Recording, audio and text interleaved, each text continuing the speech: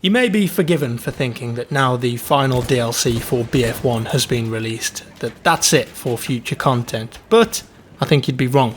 We've already seen a number of weapon variants that are being added, and just like with BF4, DICE are still giving us new content to get stuck into even after the last DLC has launched. This time we're not only getting a new mode called Shock Operations, which we'll look at later, but also a number of new weapons have been found. Let's start with these possible new weapons then, because some of them are awesome. Within the BF1 CTE files, 6 new weapons have been discovered. Now let me start by saying that while these weapons are in the game files, because it's not official yet, we can't be sure if these will see the light of day. They may be planned weapons over the next few months, let's say, but I'm hoping that it's going to be a weapon pack. But until it's official, remember, it can always change. Now there are some work in progress 3D renderings of these weapons, and the footage you're seeing now has come from the YouTuber RadGamerDan. First weapon, let's get excited, is the THOMPSON 1919. This was the initial version of what became arguably one of the most well-known iconic weapons of World War II.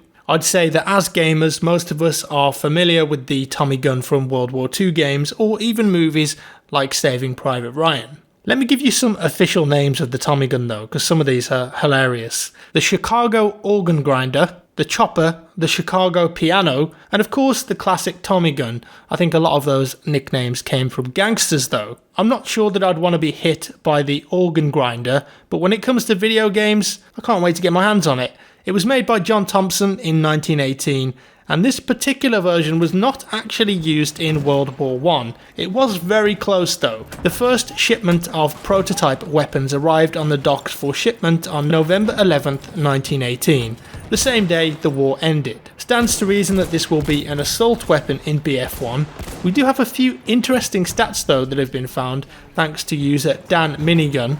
There's been some information on some of the weapon stats in the game. The Thompson on paper seems pretty similar to the MP18 when it comes to spread at least, but it does have a faster firing rate. Moving on, the next gun we've got is the THOMPSON 1919 Annihilator. This is an interesting one because the original name of the THOMPSON 1919 was the THOMPSON Annihilator 1. Some time ago I made a video covering future weapons of BF1, and the Annihilator was one of the ones that I mentioned. I thought we might see it in the Apocalypse DLC. It might be that DICE are deciding which gun they want to use because both of the weapons are visually very similar apart from the Annihilator having an air-cooled barrel. Perhaps there'll be separate variants, who knows. Either way, I don't see this being anything other than an assault weapon. Next up, we've got the Winchester BURTON LMR. It's a pretty strange looking gun this, but you can't deny it looks original. And this one is classed as a light machine rifle rather than a light machine gun. And its initial purpose was to take down balloons. Not party balloons, not clown balloons, although if you saw it in your neighbourhood carrying a bunch of balloons, I'm sure you'd light him up, but instead Zeppelin airships and observation balloons. Now this is cool. It was designed to fire incendiary ammo to help with that objective, set the big balloons on fire. And what's really interesting is that in the information found in the game, there's a reference to incendiary ammo, so maybe we might actually see that in the game with this weapon. Because of its purpose in taking out balloons, it was mainly a mounted weapon, but it could be used as an infantry weapon also. What's unique about this gun, of course, is that it's got 2 magazines in a V-shape, each holding 20 rounds, at least in real life. According to the info found in the game though, it will also share the unique reload of its real life counterpart, and it will be a support gun. And then we've got the Fedorov Degtyarev. Nice and easy to say, that one. As soon as you see this weapon, you can tell it's a version of the Fedorov Aftermath weapon already in the game. The main difference being the crazy sized barrel, of course. I think because of that it will be a medic weapon. This particular version of the Fedorov was one of a number of prototype models that were discarded. This one in particular had a Maxim style weather jacket, but a lot of other versions ended on the cutting room floor. Moving on, the MOSIN NAGANT M38 is the next weapon, but it's a bit more controversial than the others, mainly because it wasn't made until well after the First World War. It's a carbine variant of the vanilla MOSIN NAGANT, but it didn't go into production until 1939. Now don't get me wrong, there are plenty of weapons in BF1 that didn't actually see the war, but they were at least made and released around the same era. But I think if added, it would of course fit into the Scout category. Then on the flip side of the coin, the last weapon is from well before the First World War. The single-action revolver, also known as the Colt 45 single-action Army Revolver Colt 45, was adopted as the standard military revolver of the US Army until 1892, well before the First World War. Now if you're a fan of Metal Gear Solid, you'll probably recognise this from Revolver Ocelot. It was the weapon that he used in those games. It's even referenced in the game files as the greatest handgun ever made, and that's a direct quote from Mr. Ocelot himself. That being said, I do like a revolver in my Battlefield games, so I've got no problem with it being added in here. Manufacturing for the weapon didn't stop though until the beginning of World War II, and improvements were being made to the gun even in 1920, improving the sights and the barrel. From the information in the game, it would also suggest that when not aiming down the sight, you fan the trigger. That's a technique where one hand fires the trigger and the other hand hits the hammer really fast. This is because the weapon has different stats for fire rate and burst fire rate.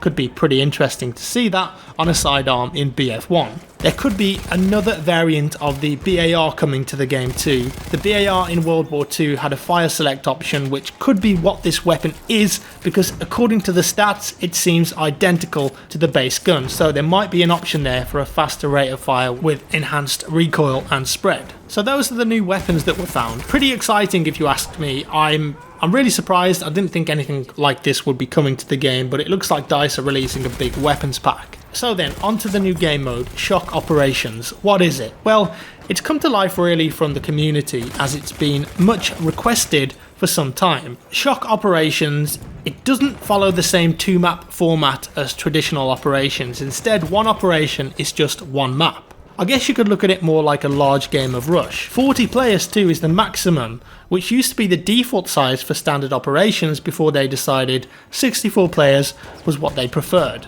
I guess you could think of it like small operations, which I'm all for, smaller in size and maps. This is planned for June and is currently playable on Somme, Predator, Giant Shadow, Lubko Pass and Zeebrugge on the CTE. If you want to give it a go, jump on the CTE over the next week, as there are a number of playtests on each map. Be sure to fill out the feedback too, because without that, DICE can't really know if any problems or issues are occurring on the maps, or just to gauge any community feedback. All of the maps currently being tested for Shock Operations are also maps that are not currently featured in any standard operation. Zeebrugge and Predator, I think on the surface could be the best of the bunch. After all, I love me some close infantry combat. What's even better about Shock Operations is that it's going to be available to all players. As you know, some maps are not available for every player if you don't have premium. Zeebrugge released with Turning Tides, for instance, so unless you got the DLC or have premium, how are you going to play it on Shock Operations? Well, thankfully, you don't need to worry about that, because this new game mode will be available to everyone, regardless of if you bought the DLC or own premium. Now that is a really good call. Not only that, but DICE is releasing a DLC map for free to every player. Rupture, released with the French DLC in They Shall Not Pass. It's actually one of the better maps from that DLC in my opinion. No need to wait either, as it's live right away, regardless of if you own premium or not. I think adding maps that were otherwise behind a paywall into the general rotation is a great thing, and while I'm sure that some players who purchased premium might not see it that way, I think overall for the player base it's for the best. And I think that we'll definitely see more maps move across for free in the coming months. Now next up is something that I think will make a massive change to the game. The sweet spot mechanic in BF1 is not for everyone. Some players love it and some players feel like it reduces the skill of snipers too much. While the sweet spot mechanic itself is not being changed, there are some significant changes being tested that will make a big difference to snipers and players who are in the firing line. First up, DICE is adding a depth of field around the sniper scope to better communicate to players that they're within the sweet spot of that weapon. I honestly get the feeling that very few players are actively moving to get into the sweet spot of their gun or even know it, so something like this will definitely be a good addition for newer players to understand where the strengths of their scout rifle lie. Anything outside of the shooter sweet spot will be out of focus, and anything inside of the sweet spot will be in focus. If you hold your breath, this will expand the focus range, allowing you to see everything more clearly. Interestingly, this depth of field will be applied to marksman, patrol and sniper weapons. It's quite a nerf, that is, to marksman rifles in my opinion. But that's not all, because the victim is also going to get some feedback here too. When you're inside a sniper sweet spot and you're looking at a sniper who is aiming at you through the scope, you're going to get some visual effects to know that you're in trouble. This is done in the form of a rainbow lens flare. Think of it like the scope glint that you currently see when a sniper is looking down their scope at you, but of course this one will be slightly different to let you know that not only can you see a sniper scoping in, but you're within their sweet spot range and could potentially die in one hit to the body. As well as that, the standard scope glint that we're used to is being added to the marksman and patrol weapons like I said. Currently the scope glint was only available on sniper variants, but DICE feels that it's about time the other scopes, especially the marksman, didn't get such an advantage of not being visible to other players when aiming in. That's quite a big change, and it's going to make sniping a lot harder. Arguably, that's what the game needed. But when it comes to this new sniper depth of field, some players might be thinking, ugh, I don't want any depth of field on my sniper and I don't need it.